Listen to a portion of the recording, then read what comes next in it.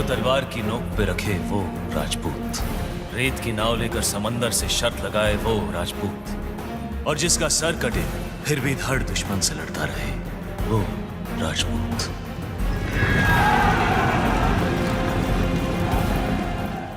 वंदे मातरम।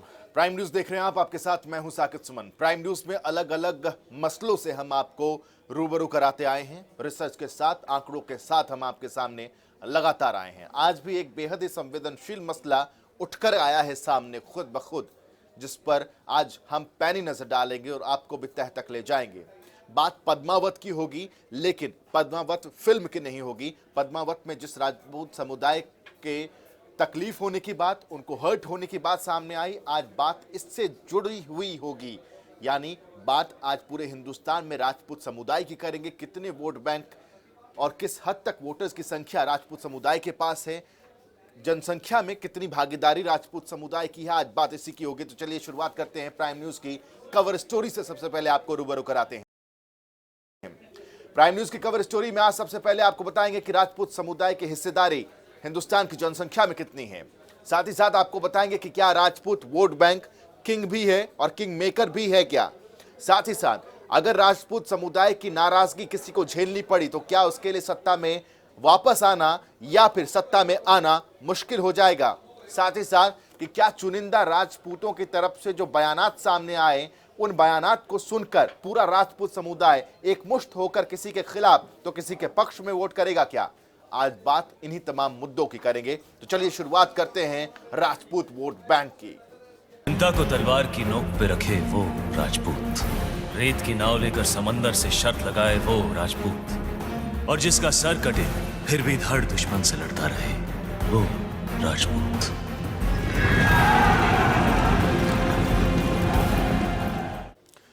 राजपूत समुदाय की अस्मिता के साथ खिलवाड़ करने का आरोप संजय लीला भंसाली पर लगा। ये वो समुदाय है जिसने हिंदुस्तान के इतिहास में अपनी एक अलग धाक रखी है, अलग पकड़ रखी है। लेकिन मौजूदा दौर में क्या राजपूत समुदाय चाहे तो किसी को सत्ता में लाए, चाहे तो किसी को सत्ता से हटाए, क्या इतनी ताकत है क्या।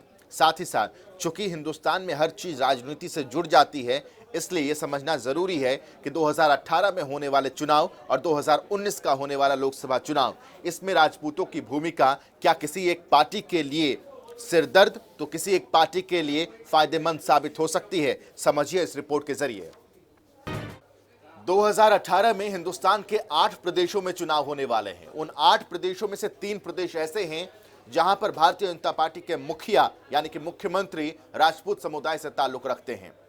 छत्तीसगढ़, मध्य प्रदेश और राजस्थान, इन तीनों ही प्रदेशों के मुखिया राजपूत हैं। ऐसे में यह भी नहीं चाहते कि राजपूत समुदाय किसी भी तरीके से नाराज हो।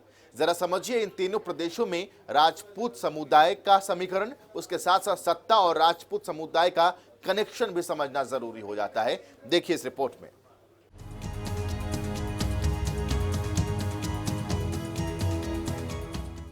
पद्मावत के नाम पर भभके करनी सेना और राजपूत नेता खुलेआम मंचों पर बीजेपी को समर्थन न देने की बात कह रहे हैं। क्या वाकई में राजपूत समुदाय की देश में इतनी जनसंख्या है कि इनके टूटने से बीजेपी को आम चुनावों समेत राज्यों के विधानसभा चुनाव में भी हार का सामना करना पड़ेगा। ये समुदाय आजादी के वक्त से ही दक्षिणपंथी धड़े को समर्थन देता आ रहा है और बीजेपी के पास राजपूतों का अच्छा खासा समर्थन माना जाता है। बात अगर पूरे देश की करें तो एक आंकड़े के मुताबिक देश में राजपूत आबादी 7.5 करोड़ तक है और ये ऐसा समुदाय है जिसका प्रभाव प्रत्यक्ष तौर पर सियासत में होने के साथ ही अन्य जातियों पर भी है। और जाहिर तौर पर अगर पूरा समुदाय किसी एक पार्टी से छिटक कर दूसरी पार्टी में जाता है तो वोटों का गणित न सिर्फ गड़बड़ होगा बल्कि कुर्सियां भी बदल सकती हैं। इस वक्त उत्तर प्रदेश, उत्तराखंड, राजस्थान, मध्य प्रदेश, छत्तीसगढ़, हिमाचल प्रदेश के मुखिया राजपूत समुदाय से हैं। एक तथ्य यह भी है कि जिन 8 राज्यों में इस साल चुनाव होने हैं, उनमें से 3 में बीजेपी सत्ता में है। इन तीनों ही राज्यों के मुख्यमंत्री राजपूत समुदाय से हैं। राजस्थान में सिंधिया राजघराने की वसुंधरा राजे, मध्य प्रदेश में शिवराज सिंह चौहान और छत्तीसगढ़ में रमन सिंह। बात राजस्थान की करें तो राजस्थान की आबादी 6 करोड़ 80 लाख है। राजस्थान की आबादी में राजपूतों की आबादी 7 से 10% है। और पहले आनंदपाल एनकाउंटर, फिर पद्मावत, ये दो ऐसे मुद्दे हैं जिस पर राजपूतों ने राज्य सरकार का खुलकर विरोध किया है। मध्य प्रदेश की आबादी 7 करोड़ 33 लाख है और एमपी में राजपूतों की आबादी 55 लाख के करीब है। 3 बार से सत्ता में काबिज शिवराज सिंह चौहान के लिए अपनी बिरादरी को साधना भी एक चुनौती हो सकती है और अगर समुदाय नाराज होता है तो 3 का आंकड़ा 4 तक पहुंचने से पहले भी रुक सकता है। इन राज्यों को साधने के साथ ही 2019 में यूपी के राजपूतों का रुझान किस तरफ रहता है, ये काफी कुछ तय करेगा, क्योंकि देश के सबसे बड़े सियासी राज्य में इस समुदाय को समाजवादी पार्टी और बीजेपी दोनों ही अपने पाले में लाने की कोशिश करते रहते हैं। तो अगर यूपी के राजपूत बीजेपी से नाराज होते हैं या बीजेपी से टूटकर सपा का दामन थामते हैं तो इसका खामियाजा बीजेपी को भुगतना पड़ेगा। लेकिन लोकतंत्र में राजनीति संभावनाओं की बजाय जनता के वोट से ज्यादा इत्तेफाक रखती है और जनता का वोट 2018 में 8 राज्यों के विधानसभा चुनावों और अगले साल के लोकसभा चुनाव में दिखेगा, जिसकी बिसात बिछनी शुरू हो चुकी है और पद्मावत इस बिसात पर बिछा पहला मुहरा था, ये कहना गलत नहीं होगा। प्राइम डेस्क, जनता टीवी।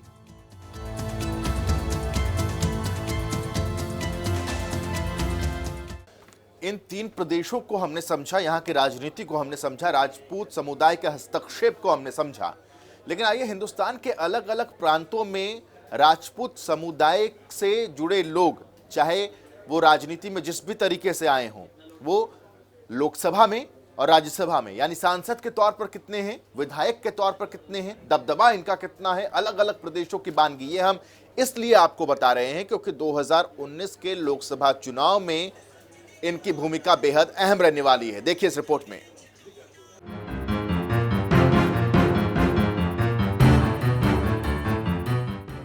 पहले पद्मावती और फिर पद्मावत से निकली विरोध की आग का क्या समीकरण होगा और इस समीकरण से किसका ध्रुवीकरण होगा और इस ध्रुवीकरण से किसका तुष्टीकरण होगा, ये कह पाना बहुत मुश्किल है। लेकिन मौजूदा तल्ख शब्दों को अगर आधार माने तो भविष्य में बीजेपी की मुश्किलें बढ़ती दिख रही हैं। आंकड़ों की अगर माने तो देश में कुल आबादी का 5% हिस्सा राजपूतों का है, यानी देश में करीब 7.5 करोड़ लोग राजपूत हैं। इस 7.5 करोड़ की आबादी को आप किसी भी तरह से नजरअंदाज नहीं कर सकते, क्योंकि ये तादाद राजनीतिक हालात को किसी के पक्ष में तो किसी के भी खिलाफ कर सकती है। मौजूदा दौर में देश की राजनीति में राजपूतों की अच्छी खासी पकड़ है। इसको इस लिहाज से समझिए कि इस देश में 40 राजपूत सांसद हैं और क्षत्रिय समाज का बीजेपी के खिलाफ बोलने के पीछे एक वजह यह भी है कि इन 40 सांसदों में से 38 सांसद बीजेपी से हैं। इन सांसदों को मिलने वाली अहमियत को ऐसे आंकिए कि मोदी मंत्रिमंडल में 8 राजपूतों को मंत्री बनाया गया है। देश में सभी जातियों का अपना अपना वोट बैंक है और इसी के इर्द गिर्द राजनीति की नीतियां घूमा करती हैं। कुछ प्रदेशों के लिहाज से आइए देश की राजनीति में राजपूतों के दखल को समझते हैं। बिहार जिसके इतिहास में राजपूतों की अहम भूमिका रही है और उस बिहार की आबादी में 8% हिस्सा राजपूतों का है। 2011 की जनगणना के मुताबिक बिहार की आबादी तकरीबन 11 करोड़ की है और ऐसा कहा जाता है कि ये राजपूत पारंपरिक तौर से बीजेपी के साथी रहे हैं। पंजाब, हरियाणा और दिल्ली। बात अगर पंजाब, हरियाणा और दिल्ली की करें तो इन तीनों राज्यों में राजपूतों की आबादी केवल 2 से 5% है। यहाँ के चुनाव में राजपूतों की भूमिका ना तो कभी किंग की रही और ना ही कभी किंग मेकर की, लेकिन फिर भी अगर दूसरे प्रदेशों से बहकर आई विरोध की हवा यहाँ का रुख बदल सकती है। उत्तराखंड। यूं तो उत्तराखंड में चुनाव भी हो चुके हैं और नतीजा भी आ चुका है। बीजेपी सत्ता पर काबिज है, लेकिन अगर यहाँ राजपूतों की कुल आबादी की बात करें तो राजपूतों की कुल आबादी उत्तराखंड में कुल जनसंख्या का 35% है। इस लिहाज से उत्तराखंड में सरकारों को सत्ता नसीब कराने में राजपूतों का अहम किरदार रहता है। ऐसे में इस 35% वोट बैंक को थाम में रखना किसी चुनौती से कम नहीं होगा। हिमाचल की राजनीति में राजपूतों का जबरदस्त होल्ड माना जाता है। हिमाचल की कुल आबादी का 30% हिस्सा राजपूत हैं। ऐसे में राजपूत वर्ग की नाराजगी का सामना कोई भी पार्टी नहीं करना चाहेगी। खासतौर से 2019 के लोकसभा चुनाव को देखते हुए बीजेपी तो बिल्कुल भी नहीं। छत्तीसगढ़। चुनाव की चौखट पर खड़े छत्तीसगढ़ में 3 से 5% राजपूत हैं। छत्तीसगढ़ में आबादी के लिहाज से ना सही, लेकिन वोट के लिहाज से इनको साथ लेकर चलना होगा, क्योंकि चुनाव के युद्ध में वोट किसी तोप के गोले से कम नहीं होते हैं। झारखंड में मौजूदा दौर में बीजेपी की सरकार है और यहाँ पर राजपूतों की कुल आबादी 3 से 5% है। वैसे तो झारखंड आदिवासी बहुल इलाका है, लेकिन यहाँ 14 में से 2 राजपूत सांसद हैं और 8 विधायक सहित 2 मंत्री भी राजपूत हैं। उड़ीसा राजनीति के लिहाज से उड़ीसा भी महत्वपूर्ण हो जाता है, क्योंकि उड़ीसा से कुल 4 राजपूत सांसद हैं, जो कि बीजू जनता दल से हैं। लेकिन आने वाले चुनाव में इनको अपनी ओर खींचने का प्रयास हर पार्टी करेगी और ऐसे में राजपूत वर्ग से दुश्मनी लेना किसी भी पार्टी के लिए टेढ़ी खीर साबित हो सकती है। महाराष्ट्र राजनीति के नजरिए से अगर देखेंगे तो महाराष्ट्र की राजनीति को भी राजपूत प्रभावित करते हैं, क्योंकि मुंबई में उत्तर भारतीयों में ज्यादातर राजपूत ही हैं। इनके अलावा परदेसी राजपूत भी महाराष्ट्र में मिलते हैं। अगर इन सबको मिला दें तो महाराष्ट्र में लगभग 30 लाख राजपूत रहते हैं, जो कुल मिलाकर राजनीति में अहम किरदार निभा सकते हैं। जी, तो ये वो आंकड़े हैं जो ये बयां करते हैं कि राजनीति के अंदर हो या बाहर, लेकिन राजपूतों का इतना वर्चस्व जरूर है कि अगर इनका एक तरफा वोट किसी के खिलाफ गया तो जाहिर तौर पर एक खतरे की घंटी साबित हो सकती है। प्राइम डेस्क, जनता टीवी।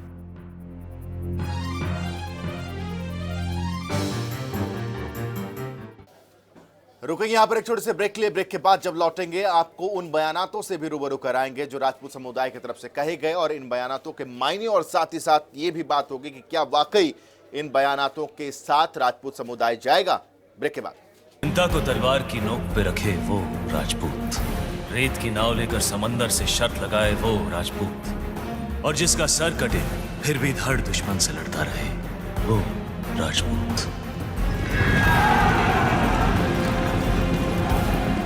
चिंता को तलवार की नोक पे रखे वो राजपूत, रेत की नाव लेकर समंदर से शर्त लगाए वो राजपूत, और जिसका सर कटे फिर भी धड़ दुश्मन से लड़ता रहे वो राजपूत।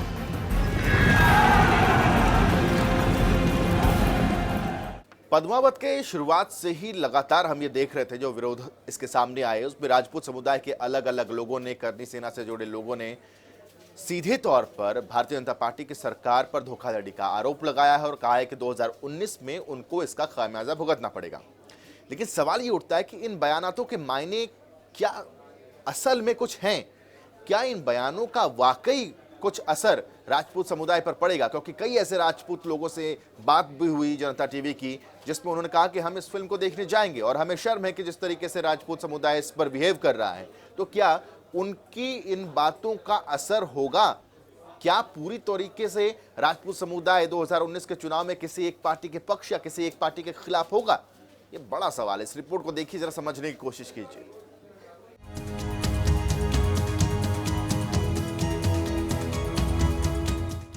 एक फिल्म के लिए भारत में इतना बवाल कभी नहीं देखा था।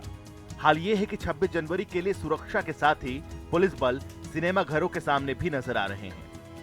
पद्मावत के विरोध में हरियाणा में बच्चों से भरी स्कूल बस पर भी पथराव हुआ। सवाल ये है कि ये कौन सी राजपूताना संस्कृति थी जो बच्चों को भी नहीं बख्श पाई, और शायद यही वो कारण है जो करनी सेना और इस फिल्म का विरोध पूरा राजपूत समुदाय नहीं कर रहा, क्योंकि फिल्म देखे बिना विरोध और कुछ तथाकथित ठेकेदारों के भड़काऊ भाषण से कम हर राजपूत तो इत्तेफाक रखता नहीं है। लेकिन इसके साथ ही एक सवाल ये भी उठता है कि क्या वाकई इन नेताओं का राजपूत बिरादरी में इतना जनाधार है कि इनके भाषणों से चुनाव परिणामों और पार्टियों की तकदीर बदल जाए। ऐसे जन नेताओं को धूल चटा देना अब की बार चुनाव में, चाहे वो बीजेपी हो चाहे कांग्रेस हो। हमारे खिलाफ कोई भी बोलेगा, उसको अगर आप लोग मुंह तोड़ जवाब नहीं देंगे तो उनके समझ में नहीं आएगा। राजस्थान में आनंदपाल एनकाउंटर केस से पद्मावत फिल्म तक राजपूतों ने विरोध किया, प्रदर्शन किया, और कई जगह ऐसा भी हुआ कि प्रण लिया कि बीजेपी को वोट नहीं देंगे। खास करके करनी सेना के बड़े नेताओं ने कई बार बीजेपी के खिलाफ बयान दिए। राजस्थान में राजपूतों के सबसे बड़े नेताओं में से एक लोकेंद्र कालवी भी ये नारा लगा चुके हैं कि कमल का फूल हमारी भूल। इसके साथ ही कई राजपूत नेता बीजेपी के खिलाफ सुर उठा चुके हैं। तीनों उपचुनाव में अजमेर, माडलगढ़ और अलवर बीजेपी का बहिष्कार किया है। बीजेपी का बहिष्कार किया तीनों उपचुनाव में। अरे कौन से स्टेट में आंदोलन नहीं होते कौन से स्टेट में मुकदमे दर्ज नहीं होते? सरकार वापिस लेती है मुकदमे, अगर एक दो में किसी के चालान भी हो जाते हैं। पर सीबीआई को मैंने आपसे पहले किसी को भी आंदोलन के मुकदमे सीबीआई को देते हुए नहीं देखा। अभी नेताओं के बयानों का असर बीजेपी की चुनावी नीतियों पर और आने वाले विधानसभा चुनाव और लोकसभा चुनाव में कितना पड़ेगा, ये एक बड़ा सवाल है, क्योंकि कुछ ऐसे नेता हैं जो सिर्फ पब्लिसिटी के लिए समुदाय के नाम का इस्तेमाल कर रहे हैं। ये साफ है, और गैर मतलब का विरोध कितना वाजिब है, ये जनता लोकतंत्र के कुंभ और महाकुंभ में तय करेगी। लेकिन एक बात तो साफ है कि सियासत की नजर सिर्फ एक ही जगह होती है, वो है वोट बैंक। बिरादरी कोई हो, समुदाय कोई हो, समुदाय भले ही संस्कृति के लिए लड़ते हों और हिंसा पर उतारू हों, पर सियासत सिर्फ कुर्सी के लिए ही लड़ती है, सत्ता की कुर्सी के लिए। प्राइम डेस्क, जनता टीवी।